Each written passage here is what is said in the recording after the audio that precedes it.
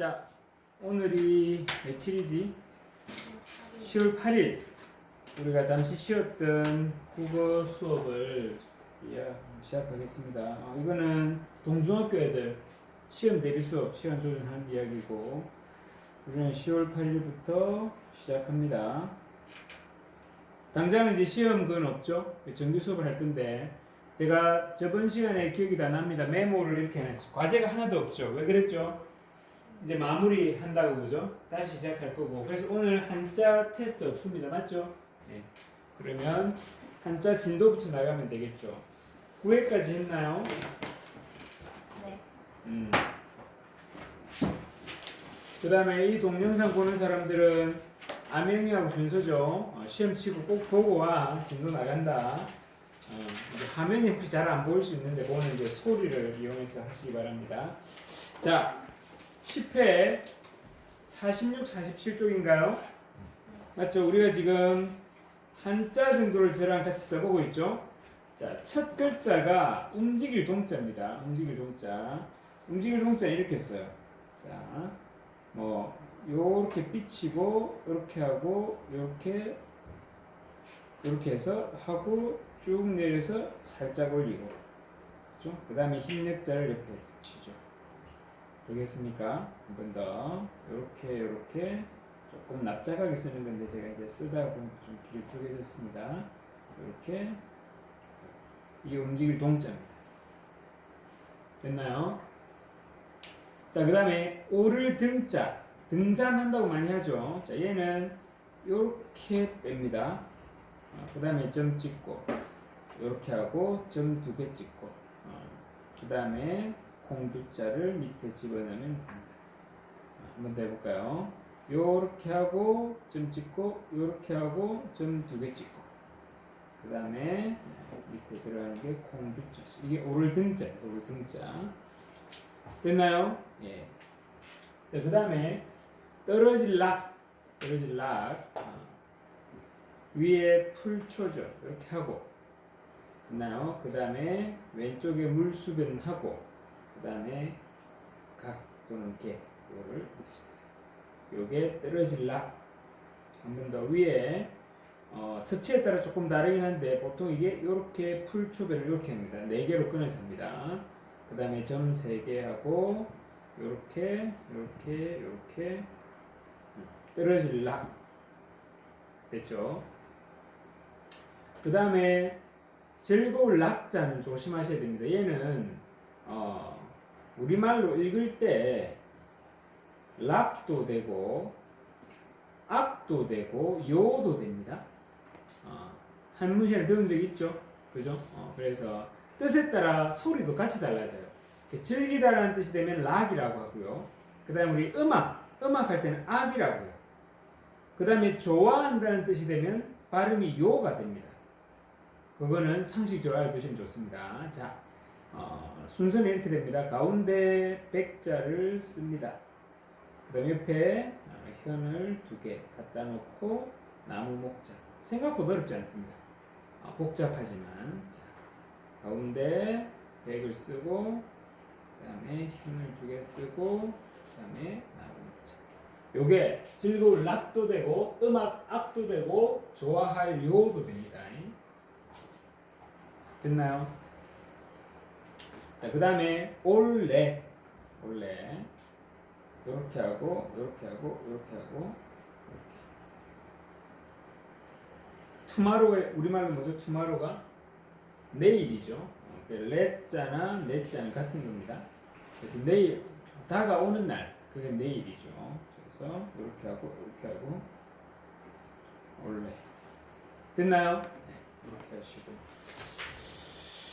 그 다음에 48쪽에 한자 성어하고 마이동풍이 어디서 왔는가 요거 잘 읽어보시기 바랍니다. 이런 거 제가 읽으라고 하는 이유는 지금 우리가 토끼를 키우는 게 제일 관건이죠. 토끼를 키우는데 이를테면 수학이나 과학이나 이런 지문들을 읽어내는 것도 참 중요하지만 그 모든 게 이제 국어 과목에 나올 때는 인문학이라는 게 바탕이 됩니다. 무슨 말인지 알겠죠? 그래서 인문학은 뭐 공부할 게 없는 것 같았는데 생각보다 짜실짜실하게 뭐가 많아. 그게 이제 여러 축이 있는데 그 인문학을 우리 문사철이라고 하거든요. 문학, 역사, 철학, 옛날 이야기 이런 것들이 다 짬뽕 돼가지고 글 쓰는 데 깔려 들어갑니다. 그래서 이런 것들은 따로 책 가지고 공부하는 게 아니잖아, 맞지? 마이동풍 들어봤는데 뭐더라? 하면서 이 유래를 한번 보시는 게 좋죠. 됐나요? 네, 그 정도. 자, 단어 패스. 자, 그 다음 문학을 펴볼까요? 문학. 참, 이제 우리가 독해력 훈련은 또 깜빡하고 안 줄라. 그거부터 하자.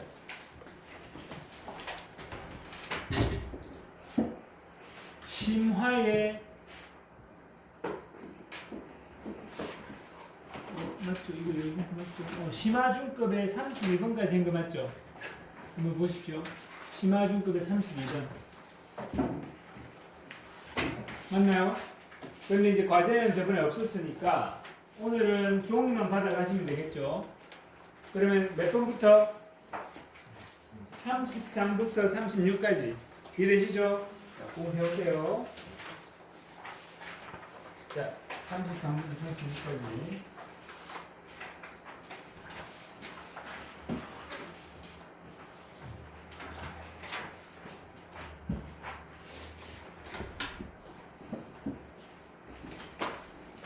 자, 암용 준서 독해력 훈련까지 나갔다. 시험 치나고 정신 없겠지만 나중에 이제 다음 주 거라도 따라와야 되겠죠. 자, 그 다음에 한자하고 문학하고 좀 더 비문학 문제도 같이 좀 풀어보겠습니다. 오늘은 아마 시간이 좀 넉넉하니까 같이 풀어보는 시간을 가질 수 있을 것 같아요. 자, 지난 시간에 요 백인의 지혜 문학 어디까지 했나요? 50쪽까지 한 것 같은데? 아닌가? 한번 봐주세요. 50쪽까지 설명을 한 것 같아요. 변화법 맞죠? 그래서 저번에 이제 설명했던 방법들이 뭐 설의법 맞죠? 도치법, 대꾸법, 그 다음에 반어법, 문법, 문답법, 역설법. 반어, 역설은 사실 많이 했고 됐나요? 자, 51쪽을 펴서 풀고 가고 이렇게 한번 해보겠습니다. 확인 문제 중에 간단 체크 1, 2, 3 있죠. 왼쪽에 음령 들어간 거 그거 빠르게 한번 해보십시오. 51쪽에 왼쪽에 1, 2, 3 여러분 개념 잘 모르겠으면 지금은 뭐 해도 돼? 앞에 훑어봐도 돼. 지금 하도 오랜만에 하는 거라서.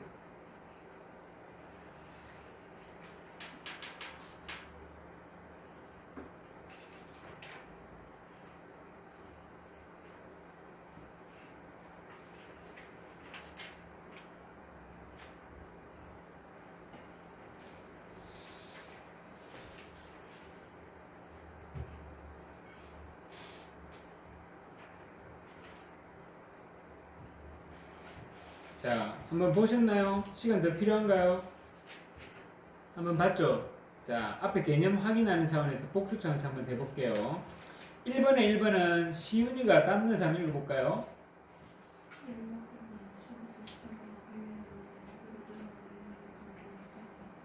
네, 1번의 열거법입니다. 열거법. 열거법을 우리말로 하면 밑에 있는 늘어놓다죠. 그죠? 늘어놓다. 그죠? 그래서 늘어놓아 의미가 뭐 된다? 강조된다. 한 개 예를 드는 거하고 여러 개를 쭉 하는 거하고 어때요? 여러 개를 하면 더 강조되는 것 같죠?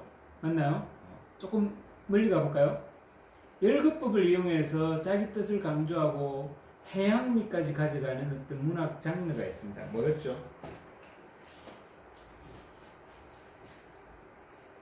이런 거 들어봤나요?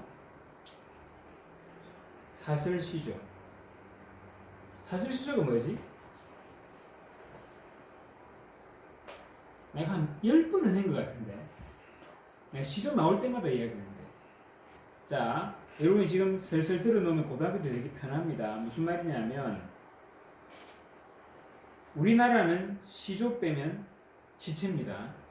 우리 국문학에서 시조를 내려놓은 게 가사고 지금 뭔 소리인지 모르겠지만 고등학교 수능에서 가장 많이 나오는 고전 문학 장르가 가사와 시조입니다. 왜 그런지 알겠죠? 우리의 전통 갈래기 때문이야.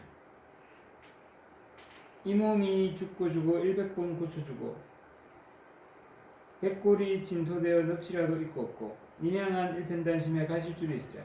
몇 줄? 3줄. 몇음보? 4음보. 몇 구? 6구. 그죠? 들어본 적 있죠? 이게 이제 고려 말에 형성됩니다. 형성돼가지고 조선에서 조선 초기에 이게 형식이 딱 정해지면서 꽃을 피워서 언제까지 창작되죠? 지금까지 창작.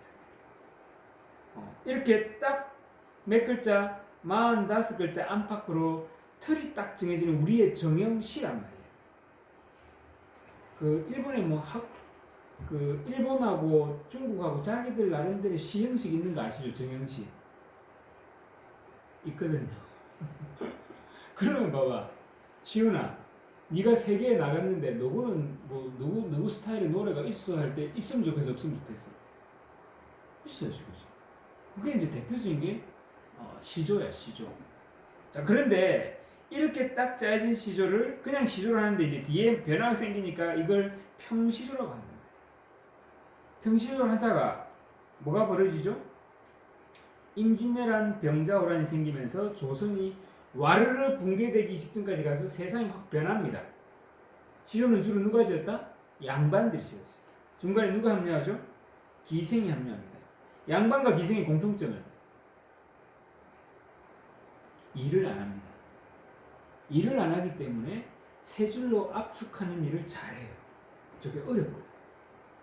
이해되시나요? 근데 양반과 기생의 차이가 있잖아요. 양반은 대놓고 사랑 이야기를 못해요. 그래서 기껏 해야 뭐죠? 임금님께 충성, 부모님께 효도. 조금 더 자유로워지면 산에 사는 게 좋아, 나는 자연이다, 이런 이야기. 기생이 볼 땐 답답하죠. 기생들은 뭐 사랑하는 게 직업이잖아요, 그렇지? 그래서 이 사람들은 사랑과 이별의 감정을 굉장히 아름답게 표현합니다. 그래서 시조의 어떤 폭이 굉장히 넓어지죠.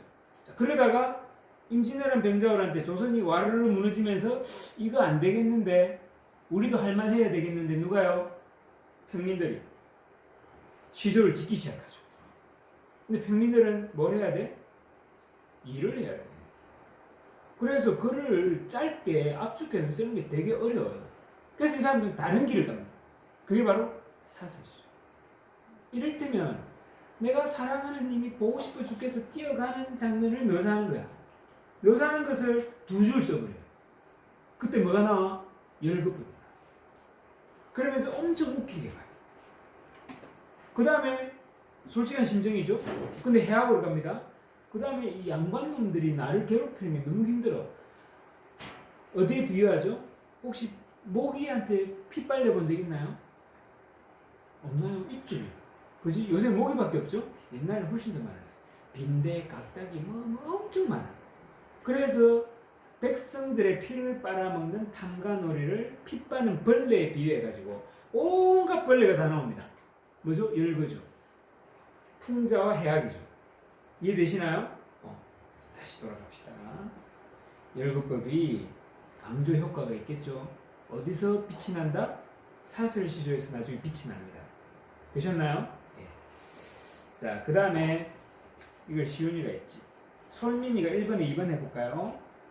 영탄이법은 화자의 극적으로 구조된 정서를 감탄의 형태로 표현하여 강조하는 방법이다. 감탄이 영탄이죠. 그죠? 어떻게 감탄한다? 감정이 최고조로 달했을 때. 그래서 고조된 정서.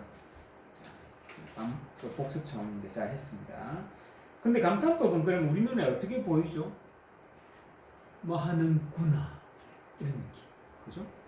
느낌표가 산문에서는 표현이 되지만 운문에서는 구두점을 표현 안 하는 경우가 많죠. 느낌표를 찍는 시인도 있지만 그러면 이제 의미를 보고 하는 거예요. 의미는 새끼의 의미가 아닙니다. 모르죠? 말꼬리야. 그쵸? 어디에 동사나 형용사 서술어 뒤에 활용되는 꼬리. 맞죠? 그게 구나.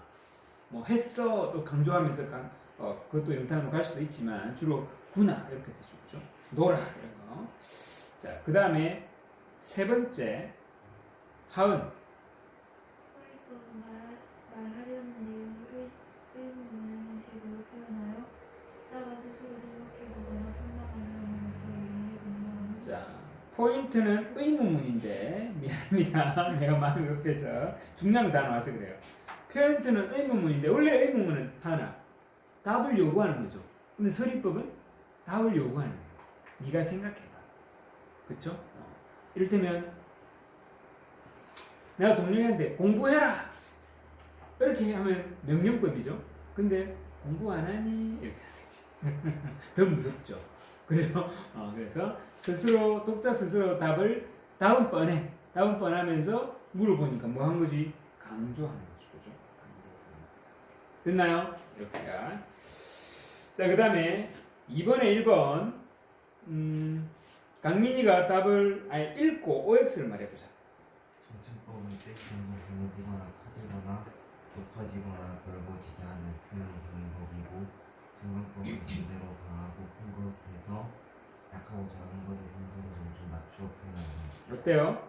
오, 맞죠. 층은 계단을 올라가는 소리입니다. 그래서 에너지가 자꾸 세지는 거죠. 강은 계단을 내려오는 거죠. 그래서 점점 약해지는 겁니다. 이게 시에서 시 길이가 시행의 길이로도 표현될 수 있고 여러 가지가 있습니다. 그죠? 말을 더 보탤 수도 있고 그래서 맞는 말. 자, 그 다음에 동윤이가 2번 한번 읽어볼까요? 대국법은 서로 반대되는 내용을 맞세워 강조하거나 선명한 인상을 주는 방법이고 대조법은 같거나 비슷한 문장 구조를 나란히 비열하여 독자의 흥미를 일으키는 방법이다. 어때요? X. 바뀌어 있는 것 같죠, 그죠?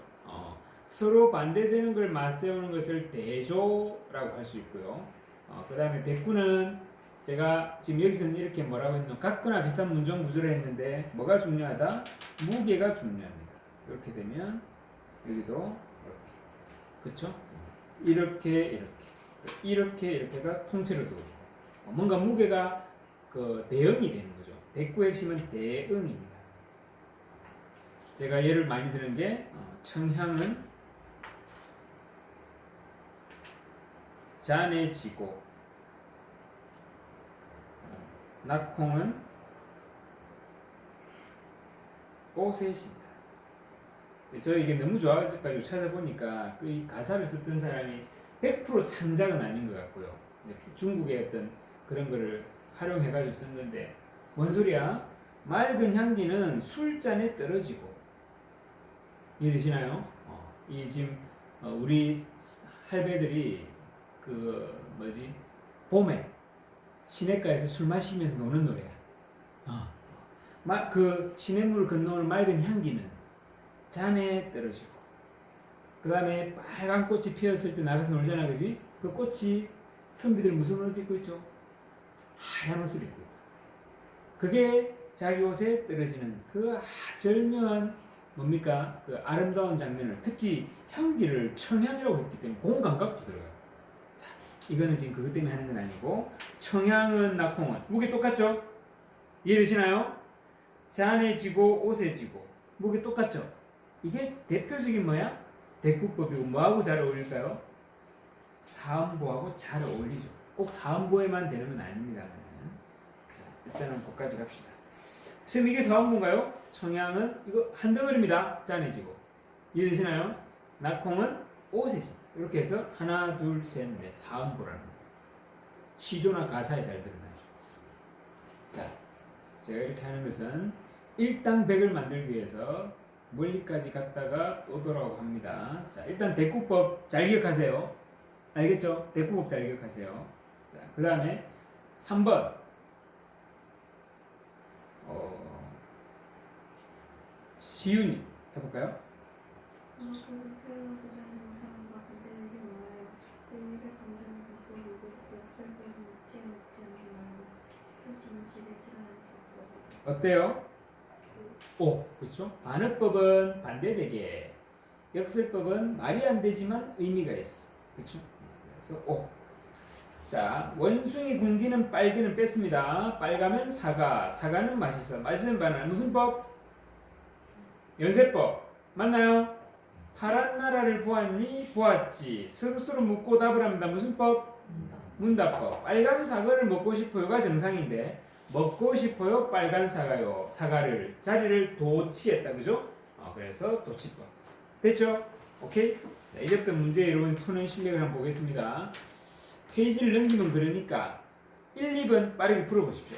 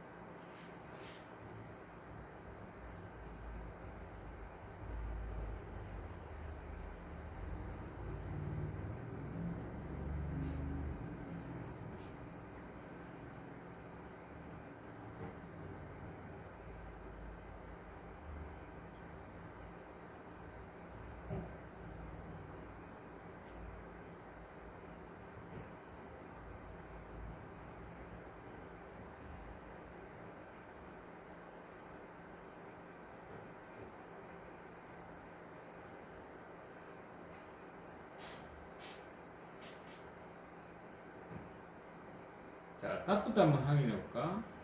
손가락으로 한번 들어보세요. 1번의 정답은 하나, 둘, 셋. 다양하게 나오네. 동민이 왜 손가락 안 들어? 저 아직 못했어요. 아, 오케이.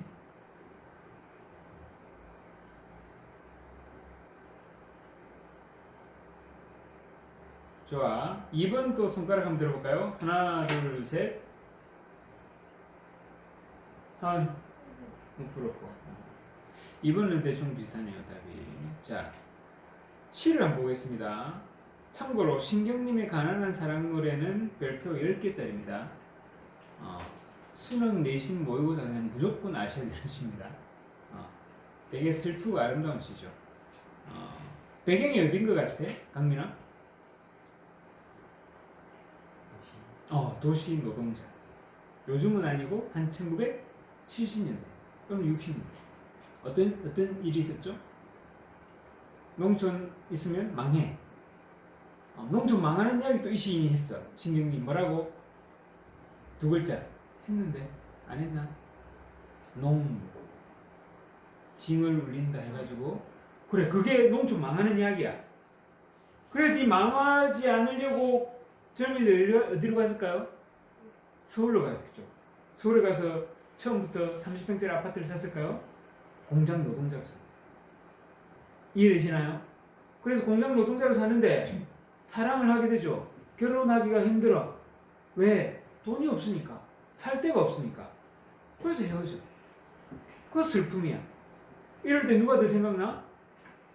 고향에 계신 어머니들. 딱 그것이야. 이해되시죠?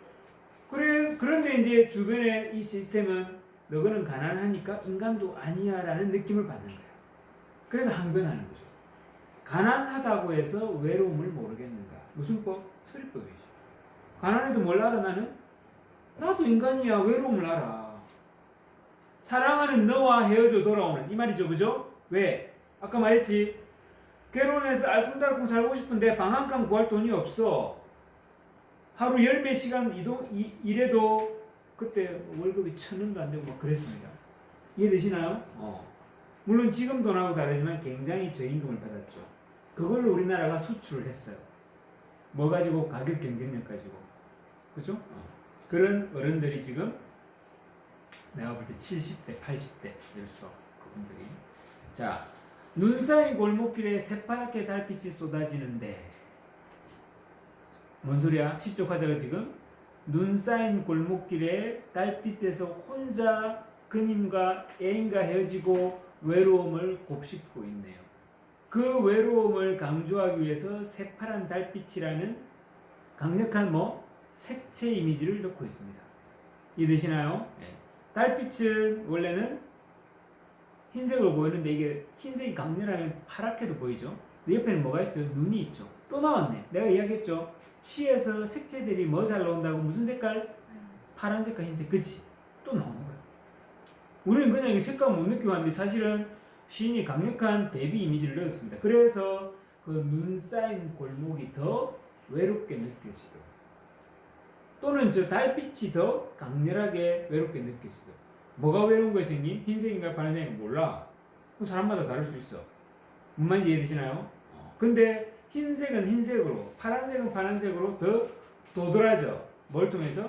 대비를 통해서. 그럼 이 시에 색채 이미지를 사용했다. 맞는 말 되겠죠? 감각적인 표현을 사용했다. 맞는 말 되겠죠? 서리법을 사용했다. 맞는 말 되겠죠? 이해되시나요? 자, 인간은 외로움도 알고요. 두려움도 있습니다. 가난해도 인간입니다. 그래서 이렇게 이야기하죠. 가난하다고 해서 두려움이 없겠는가? 뭔 소리입니까? 쌤이 뭐예요? 저 아침이 되면 저 도시로 내려가서 이 사람은 어디 살아? 산동네에 살아. 저 도시로 가서 공장에서 일을 해. 최근에도 파리바게트 저 공장에서 사람 몸 그쵸? 기계에 사람들이 다친다. 그럼 동료가 다친 걸 본 사람들은 그 기계 소리 들으면 어떨까요? 두렵겠죠, 그죠? 나도 두려움이 있어. 근데 먹고 살라니까 또 공장 가서 일해야 돼. 그 다음에 옛날에 뭐도 있었죠? 통행금지가 있었죠. 밤 12시가 되면 골목에 다니면 잡아갔어요. 여러 가지 이유가 있죠. 뭐 박정희 대통령께서는 이제 약간 태폐적인 것을 없애는 목적도 있고 사람들이 모여가지고 자기 욕하는 거 싫으니까 이제 못 모이게 하는 거야, 밤에. 그지? 그래서 두 점 치는 소리. 이게 이제 새벽 2시를 알리는 겁니다. 이거는 지금 돌아다니면 안 되는 시간이야. 근데 가난한 메밀묵 장사는 또 그걸 피해가지고 메밀묵 사리를 한단 말이야. 그 얘들도 도망치는 소리도 들리고, 그죠? 그리고 내가 새벽이 되면 내려가야 되는 그 도시에서 들리는 육중한 기계 굴러가는 소리. 그러니까 가난한 사람들이 느끼는 뭐죠? 두려움의 어떤 감각적인 요소들이죠. 그러니까 공권력, 두 점 치는 소리. 무슨 말인지 이해되시나요? 그 다음에 기계 굴러가는 소리. 가난한 사람도 뭐가 있다고? 두려움이 있다는 이야기입니다. 자, 그 다음 이렇게 힘드니까 외로움을 느끼고 두려움을 느끼면 동료 누구 생각나? 엄마 생각나죠. 가난하다고 해서 그리움이 없겠는가? 그리움을 버렸겠는가? 어머님 보고 싶소 수없이 내어보시나. 이제 뭐가 떠올라? 떠나온 고향집이 떠오릅니다. 집 뒤 감나무에 까치밥을 하나 남았을 또 감각을 이용하네, 그죠? 새빨간 감 바람 소리도 그려보죠. 내가 어디 있습니까? 서울에서 공장을 다니니까 내가 그거를 못 보는구나. 어머니 거기서 또 불 피우고 계실 텐데. 자, 그리고 다시 돌아가는 것 같죠. 외로움에서 다시 사랑으로 갑니다. 가난하다고 해서 사랑을 모르겠는가. 1년에서는 헤어진 상태로 바로 우리한테 제시했는데 헤어지기 직전 같아요. 내 볼에 와닿던 네 입술의 뜨거움, 사랑한다고 속삭이던 네 숨결, 촉각적인지 뜨거움. 그 감각을 엄청 잘 사용하고 있죠, 지금 이분이. 그죠? 이 사랑을 느끼는 감정을 전달하기 위해서. 돌아서는 내 등 뒤에 터지던 네 울음. 왜 그랬을까요? 우리 너무 사랑하지만 함께 할 수 없다. 내가 돈이 없다. 이거죠. 그래서 이제 정리해 줍니다. 가난하다고 해서 왜 모르겠는가? 무엇을 빼버렸습니다. 퉁치는 거죠. 가난하기 때문에 이 모든 것들을 버려야 한다는 것을 내가 알고 있다. 나는 인간이지만 외로움도 갖고 있고 두려움도 느끼고 그리움도 있고 사랑도 느끼지만 가난하니까 마치 인간이 아닌 것처럼 살아가는 이 현실이 너무 슬프다라는 이야기죠. 됐나요? 그리고 제목을 화자는 이웃의 한 젊은이가 맞는데 이 이웃의 이야기를 들은 시인이 그 젊은이를 위하여 썼다라고 밑에 부제를 달아놨습니다. 제목은 가난한 사랑 노래인데 부제는 이웃의 한 젊은이를 위하여. 이 젊은이가 이 화자죠. 되셨나요? 예. 자, 1번 이 시의 표현상 특징을 적절하지 것. 다시 한번 묻겠습니다. 손가락 들어보세요. 1번의 답은 하나, 둘, 셋. 그래도 답이 갈리네. 자, 강민 1번 했지. 읽어봐. 연쇄적 표현을 사용한 화자의 정서가 부족. 자, 정서는 뭐 계속 고조되고 있는데 연쇄적 표현이 결정적이죠. 있나요? 없죠. 자, 이렇게 생각하는 사람이 있을 수 있을 것 같아요. 선생님, 가난하다고 해서 모르겠는가 또 나오고 또 나오는 게 연쇄법 아닌가요? 자, 연쇄법은 앞에 나온 말꼬리를 앞에 또 가져오는 거야. 만약에 연쇄법이 되려면 가난하다고 해서 외로움을 모르겠는가? 모르기는 뭐를 몰라. 이렇게 갔다면 연쇄법이 될 수도 있어요. 근데 지금 그거 아니죠. 그래서 1번이 답입니다. 강민, 2번 읽어봐. 유사한 통사 구조가 어떻게 반복되고 있죠? 가난하다고 해서 땡땡땡을 모르겠는가? 반복되는 거 맞죠? 네. 그 다음 3번 읽어봐. 문장 후에 대체함으로써 시적 의미를 강조하다. 자, 마지막 세 줄 보세요. 가난하다고 해서 모르겠는가 이것들을 한다는 것을. 목적어가 뒤에 나왔죠? 모르겠는가 뒤에. 원래는 뭐야? 이것들을 모르겠는가. 버려야 한다는 것을 모르겠는가. 이렇게 가야 되잖아. 근데 모르겠는가가 앞에 갔죠. 그죠? 그 다음 위에도 있죠. 가난한 그림을 버렸겠는가? 쭉 보면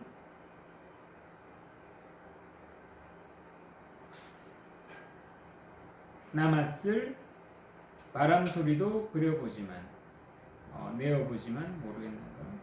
이건 직접적으로 보이진 않는데 일단은 밑에 세 줄에서는 도치법이 확실히 보이시죠? 그죠? 도치법이 있습니다. 그 다음에 4번 한번 읽어볼래요? 강민?